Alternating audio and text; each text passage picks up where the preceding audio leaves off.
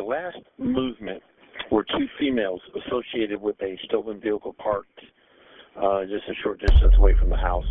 Within moments, the primary target left in that Buick SUV.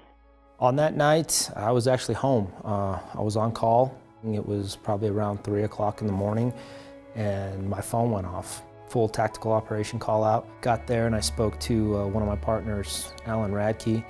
He had told me that there had been a homicide out in the county and that the sheriff's office had been conducting some follow-up.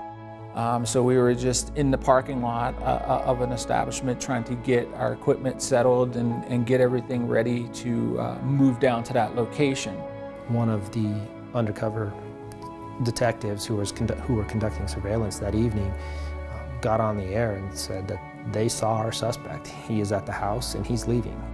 Immediately we got into vehicles to try to parallel the suspect, to try to find a good location to apprehend him.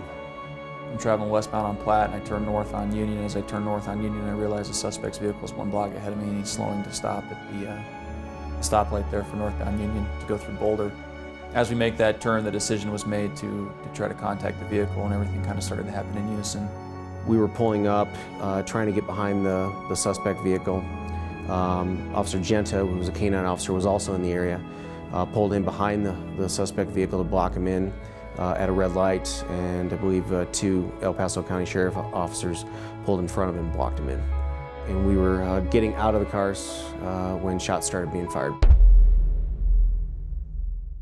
I hit my gas and I rear-ended him, pinning him up against Sergeant Hess's vehicle. I immediately looked to my left towards the west and saw that deputies were engaging the car with gunfire. Automatic weapons fire is just flying in front of my SUV. As soon as the gunfire stops, I tell him, exit now. So we exit the vehicle, we move to the back of the actual canine car. So we move up on the car from the rear of the canine car. As soon as I get to that, I'm looking in the car, and this guy set up in that car like he was a jack in the box. And he set up in that car, and when he set up in that car, I seen his right hand extend, and there was a black pistol in his hand pointed at Officer Gabrielson and Officer Walker. And at that point in time, I wasn't going to let anything happen to any other officers out there on scene. I knew shots had already been fired, so at that point in time, I discharged my MP7. I think at that moment we're starting to kind of realize that he was maybe lying in wait for us. I don't think he was all the way incapacitated like we thought he was, obviously, because he sat up. After the first engagement, we had let our boss, Sergeant Wolf, know that there were shots fired. He had a team that was coming with our armored vehicle. They got there and pinned the vehicle in from the front. And since the armored vehicle affords us a little bit more protection, we held on the vehicle until they got there and the plan was formulated, and the suspect was eventually taken out of the vehicle.